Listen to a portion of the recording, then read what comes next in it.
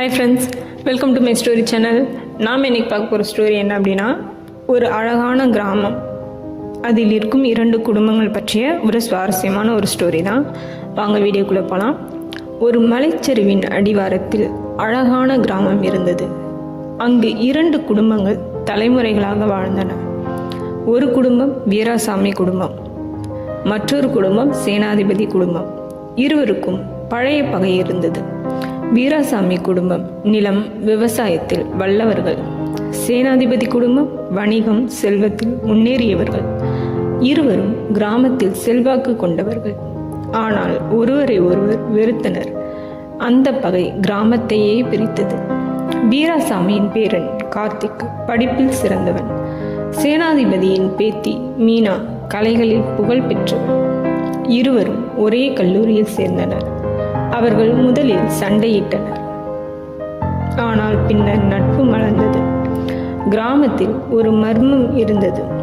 பழைய கோவிலின் கீழ் புதையல் இருப்பதாக கூறப்பட்டது. 2 குடும்பங்களும் அதை தேட விரும்பினர்.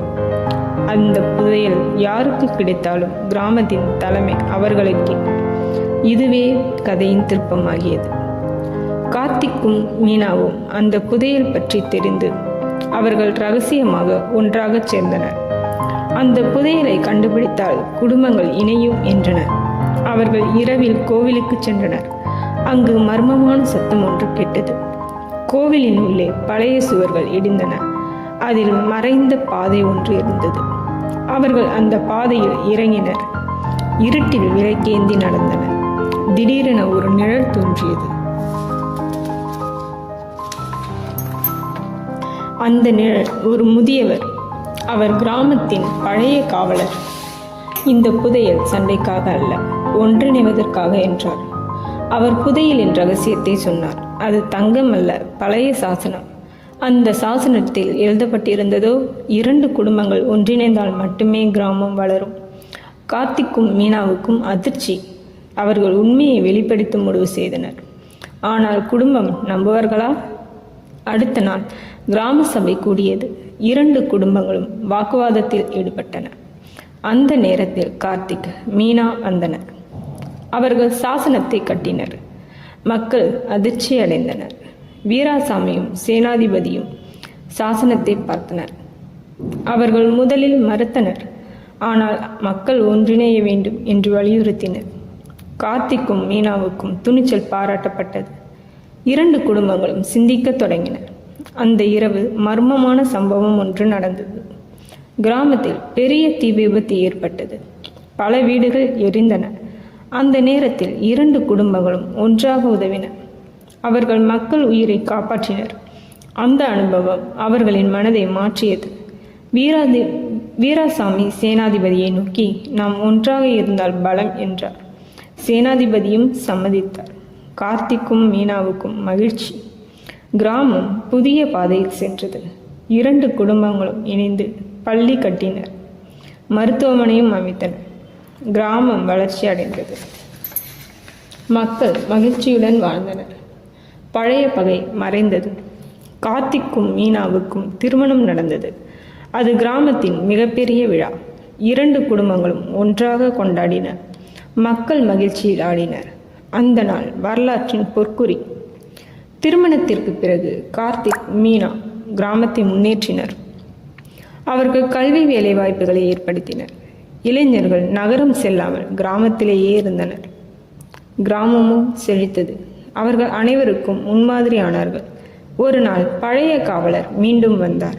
அவர் சிரித்தபடி சொன்னார், இப்போதுதான் புதையலின் உண்மையான அர்த்தம் வெளியிடப்பட்டது. அது அனைவருக்கும் அதிசயமாக இருந்தது. கிராமம் ஒற்றுமை கிராமம் என்று பெயர் பெற்றது. அங்கு சண்டை பகை எதுவும் இல்லை. அனைவரும் ஒன்றாக வாழ்ந்தனர். கார்த்திக்கும் மீனாவுக்கும் பெருமை. அவர்கள் கனவு நினைவானது. காலமும் சென்றது. கார்த்திக் மீனாவுக்கும் குழந்தைகள் பிறந்தனர். அவர்கள் பழைய பகையை அறியவில்லை. அவர்கள் ஒற்றுமையில் வளர்ந்தனர். அது புதிய தலைமுறையின் அடையாளம். வீராசாமியும் சேனாதிபதியும் முதுமை அடைந்தனர். அவர்கள் குழந்தைகளின் மகிழ்ச்சியை பார்த்து திருப்தி அடைந்தனர். நாம் தாமதமாக உணர்ந்தோம் என்றனர். ஆனால் அவர்கள் மனம் அமைதி அடைந்தது. அவர்கள் ஆசீர்வதித்தனர். கிராமத்தில் வருடாந்திர திருவிழா ஒன்று நடந்தது. அந்த 2 குடும்பங்களும் ஒன்றாக மேடையில் அமர்ந்தனர். மக்கள் கைத்தட்டினர். அந்த வரலாற்றின் முதல் முறை அந்த தருணம் அனைவரையும் நெகிழச் செய்தது.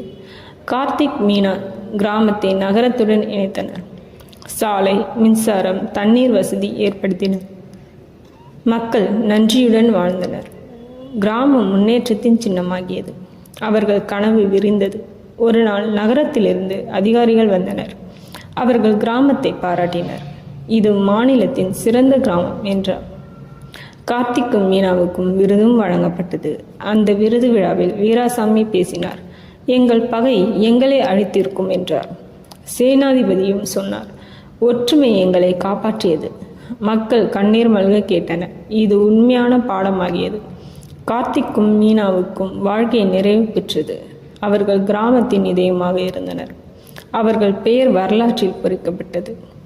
2 குடும்பங்களும் என்றும் ஒன்றாக இருந்தன. அந்த கிராமம் இன்று வரை புகழ் பெற்றது. அங்கு பகை இல்லை, பாசமும் மட்டுமே இருந்தது. 2 குடும்பங்களின் கதை அனைவரையும் சொல்லிக்கொண்டே இருந்தனர். அது புதையலின் உண்மையான அர்த்தம். ஒற்றுமையே மிகப்பெரிய செல்வம். நம்மளுடைய இந்த ஸ்டோரி உங்களுக்கு பிடிச்சிருக்குன்னு நினைக்கிறேன். நம்மளுடைய இந்த ஸ்டோரி உங்களுக்கு பிடிச்சிருந்தா லைக் பண்ணுங்கள், கமெண்ட் பண்ணுங்கள், சப்ஸ்கிரைப் பண்ணுங்கள். மறக்காமல் நம்ம சேனலில் எந்த மாதிரி வீடியோ போடலான்னு கமெண்ட் பண்ணுங்கள். தேங்க்யூ.